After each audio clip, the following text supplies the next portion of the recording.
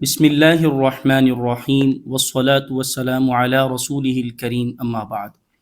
محترم سامعین و ناظرین، السلام علیکم ورحمۃ اللہ وبرکاتہ۔ میں ہوں حافظ محمد شعبان، اپنے چینل نور اسلام سے آپ سے مخاطب ہوں اور آپ کو خوش آمدید کہتا ہوں۔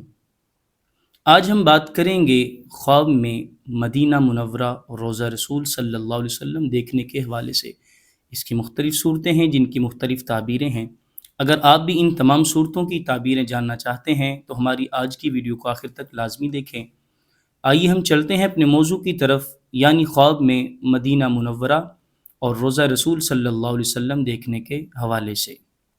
خواب میں مدینہ منورہ دیکھنا اور اس میں جانا تو یہ دین و دنیا کی بھلائیاں حاصل ہونے، توبہ اور مغفرت کی طرف اشارہ ہے۔ بعض معبرین کہتے ہیں کہ خواب میں مدینہ منورہ اور روضہ رسول صلی اللہ علیہ وسلم دیکھنا چند وجوہات کی نشاندہی کرتا ہے، یعنی امن، مغفرت، غم و اندوہ کا زوال، خوشحال زندگی کا حصول اور مغفرت۔ بعض معبرین کہتے ہیں کہ خواب میں مدینہ منورہ دیکھنا علم میں ترقی، رزق میں برکت، کاروبار میں اضافہ اور مدینہ منورہ کی حاضری کی سعادت پانے کی علامت ہے۔